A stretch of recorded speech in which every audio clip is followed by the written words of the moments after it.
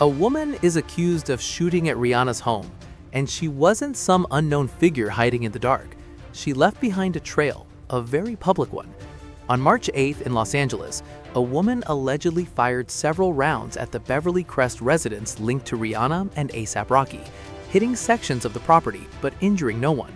She fled the scene, was taken into custody soon after in Sherman Oaks, and now faces attempted murder along with multiple additional felony charges. The LAPD has identified the shooting suspect as 35-year-old Ivanna Ortiz from Florida. And this is where the story shifts from a celebrity home shooting to asking who this person really is.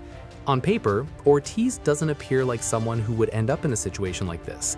Several outlets describe her as a licensed speech pathologist, a profession focused on helping people with speech and communication disorders.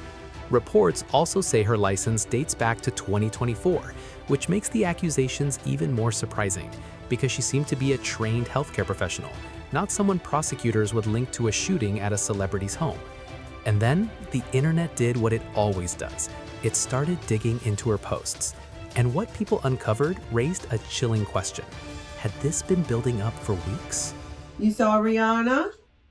You saw her picture? She has a very big forehead and an ugly, ugly nose. In a Facebook post dated February 23rd, Ortiz appeared to directly address Rihanna using harsh and offensive language while demanding a response from the singer.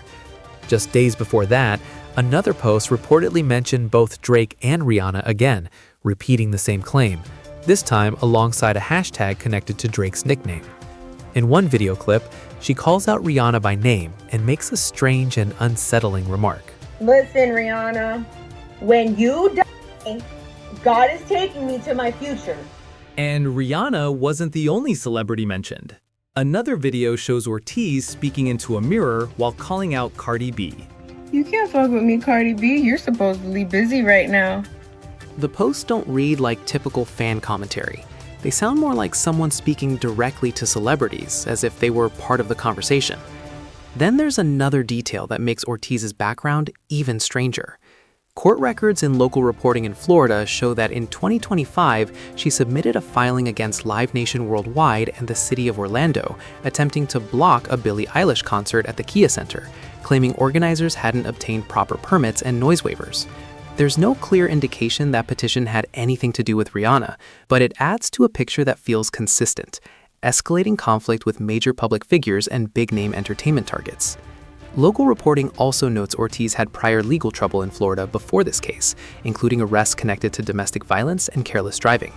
And now she's at the center of an investigation involving one of the most famous women in the world. Prosecutors say the alleged shooting happened in broad daylight, and while Rihanna and A$AP Rocky haven't publicly commented in detail, the district attorney's office has made it clear they're treating this as a serious violent crime. We intend to convict Ms. Ortiz of all the charges which have been leveled at this point beyond a reasonable doubt. Ortiz is currently being held as the case moves through the court system, and officials say the investigation is still ongoing. Yeah, as far as motive, we haven't established that yet. So the biggest question right now isn't just what happened outside Rihanna's gate. It's what may have been building up before that, and how a trail of posts, videos, and legal filings could connect to a story investigators are still working to understand. When a celebrity's home becomes part of a police case, things rarely stay simple, and they almost never stay private. And in another situation involving a well-known household, speculation spread quickly while investigators emphasized that the facts were still being determined. Legendary director Rob Reiner and his wife Michelle Singer Reiner were reportedly found deceased at their Los Angeles residence. As the investigation continues, multiple sources have claimed that the couple were unalived by their son Nick, but authorities have made it clear the case is still under investigation and no final conclusions have been made. Rob Reiner's career influenced generations of film fans.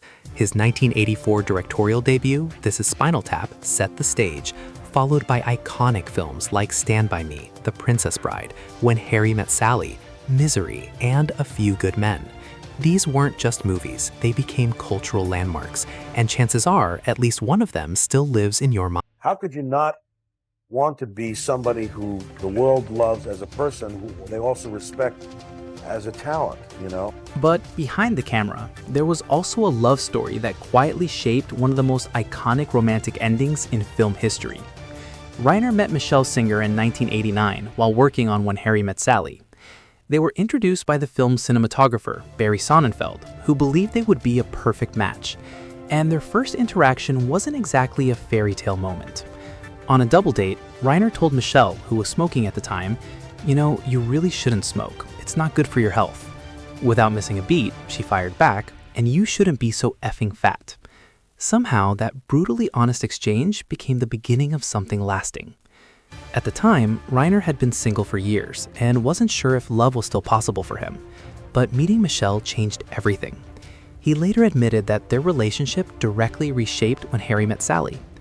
Originally, Harry and Sally were meant to reunite years later and then go their separate ways.